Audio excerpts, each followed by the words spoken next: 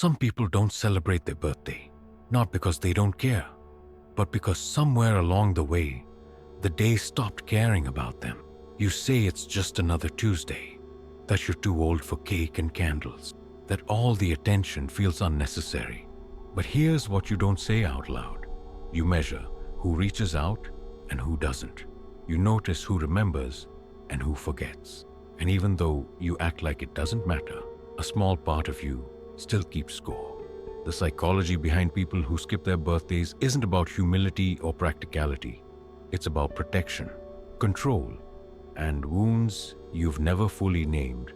Let's start with the truth most birthday skippers won't admit. You don't celebrate yourself because somewhere along the way, you learned that existing isn't enough. You've spent your whole life being valued for what you produce, not for who you are.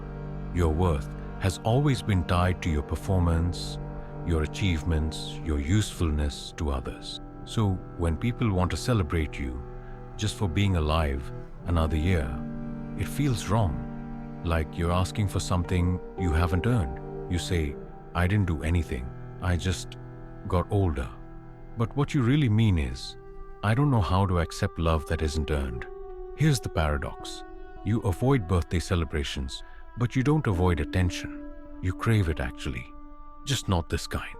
You want to be recognized for your work, your creativity, the difference you make, the problems you solve, the value you add to the world.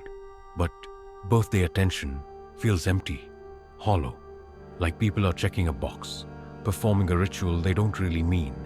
Happy birthday from someone who barely knows you, a generic message, a song sung out of obligation while you sit there, forced to smile, pretending you're not dying inside. You'd rather have one person truly see you, truly understand you, than a room full of people performing celebration. Because you don't want to be noticed. You want to be known. And birthdays, with all their shallow pageantry, remind you how rarely that actually happens. There's something else going on here, and it's about control. Birthdays come with expectations, social scripts you're supposed to follow. You're supposed to be happy, grateful, excited. You're supposed to enjoy being the center of attention. And for someone who values autonomy above almost everything else, that loss of control is suffocating. You didn't choose to be born. You didn't write the rules about how birthdays should be celebrated. Society decided that for you, and now you're expected to perform gratitude for something you never asked for. So you opt out, not because you're ungrateful to be alive, but because you refuse to perform emotions you don't authentically feel. By treating your birthday like a normal day, you're reclaiming something. You're saying, I decide what's meaningful in my life, not a calendar, not tradition, not other people's expectations. It's rebellion, disguised as indifference. Now let's talk about what you're really protecting yourself from. You skip birthday celebrations because you're terrified they won't live up to what you secretly hope they'll be. You imagine people showing up, friends reaching out, feeling loved and remembered, mattering to someone. But what if they don't? What if fewer people remember than you thought? What if the day passes and you're reminded, in the cruelest possible way, that you're more alone than you want to admit? For some of you, this isn't hypothetical. You've lived this. You threw a party once, and barely anyone came. Your parents forgot when you were young.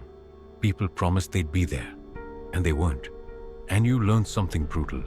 Celebrating yourself is dangerous, because when you open that door, you give people the power to disappoint you, so you lock it.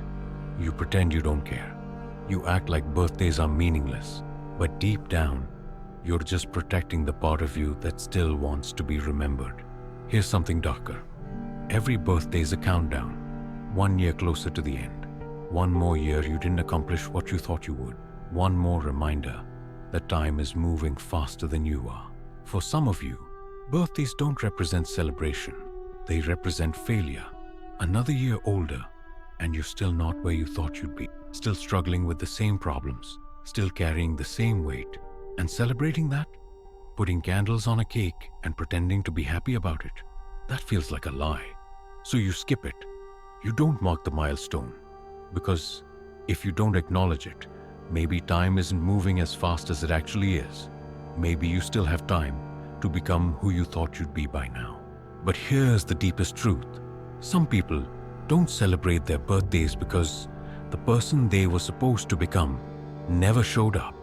You had a vision of who you'd be at this age, the life you'd have, the person you'd become, the dreams you'd achieve, and somewhere along the way, that version of you died, not dramatically, quietly, in small compromises and silent defeats. And now, your birthday is a painful reminder of the gap between who you are and who you thought you'd be. It's not about the celebration, it's about mourning. You don't want people singing to you, pretending everything's fine, when inside, you're grieving a life you never got to live. So, you treat it like a normal day. Because acknowledging it means acknowledging everything you've lost. Here's what ties all of this together. It's hard to celebrate yourself when no one ever taught you that you were worth celebrating. Maybe your parents didn't make a big deal about birthdays. Maybe you grew up feeling like your existence was an inconvenience, not a gift. Maybe you learned early that love is conditional, that you have to earn your place, that being seen is dangerous. And now, even when people want to celebrate you, you can't receive it. Because receiving love without earning it feels foreign, wrong, like you're taking something that doesn't belong to you. You deflect, you minimize, you make jokes, you change the subject. Because accepting that someone values you just for existing means confronting the wound that tells you you're not enough. And that's too painful to touch. Look, if you skip your birthday, you're not broken. You're not ungrateful. You're not missing out on something essential. You're protecting yourself from disappointment, from expectations, from a world that taught you your worth is conditional. But here's what I want you to sit with. You don't owe the world a celebration, but you do owe yourself honesty. If you're not celebrating your birthday, ask yourself why. Is it peace? Or is it protection? Is it authenticity? Or is it armor?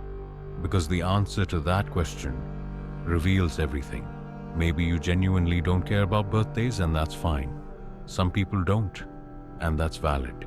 But if you're skipping it because you're afraid no one will show up, because you don't feel worthy, because celebrating yourself feels like opening a door you fought so hard to keep closed, then it's not about the birthday anymore.